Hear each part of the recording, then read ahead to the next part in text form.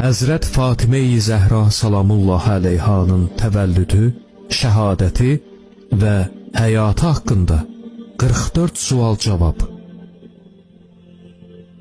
Birinci sual. Həzrət Fatimə-i Zəhra salamullah əleyhanın Allah Taala'nın dərgahında neçə adı var idi? Onlar hansılardı? Cavab. Fatimə-i Zəhra salamullah əleyha 9 ada malik idi.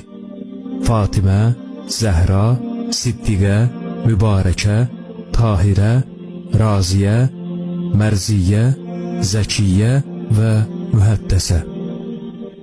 İkinci sual. Xanım Fatimənin ziyarətnaməsində gəlmiş künyələri hansılardır? Cavab. Ümmül Həsəneyn, Ümmü Əbiha, Ümmül Əyimmə, Ümmül Möhsin, Ümmül Möminin. Üçüncü sual. Fatimə-i Zəhra salamullah əleyhanın ata və anasının mübarək adları nədir? Cavab. Atasının adı Həzrət Muhammed İbni Abdullah sallallahu aleyhi və alihi və səlləm. Anasının adı Həzrət Xədicə salamullah əleyhadır. Dördüncü sual.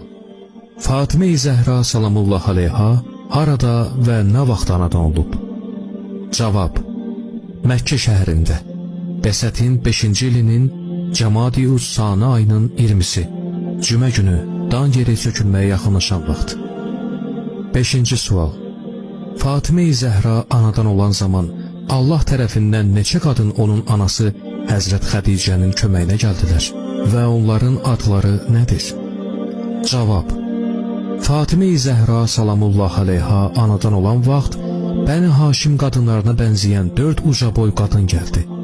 Onlardan biri dedi: Ey Xədicə, biz Allah tərəfindən sənin yanına göndərilmişik və biz sənin bacılarınıq. Mən Sara, İbrahim Xəlilin arvadıyam və bu Asiyədir. O, behişdə səninlə bir yerdə oturub durar. O biri isə İbrahimin qızı Məryəmdir. O isə Musa əleyhissalamın bacısı Gülsümdür. Allah Taala bizi sənin yanına göndərdi ki, doğuş vaxtı sənə kömək edək.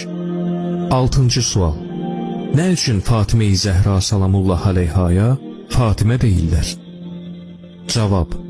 Fatimə-i Zəhra salamullah əleyhaya indi söyləyəcəyimiz səbəblərə görə Fatimə deyirlər. 1. O, hər bir pislikdən və çirkinlikdən uzaqdır. 2. O və onun şiyələri cəhənnəm odundan uzaqdır.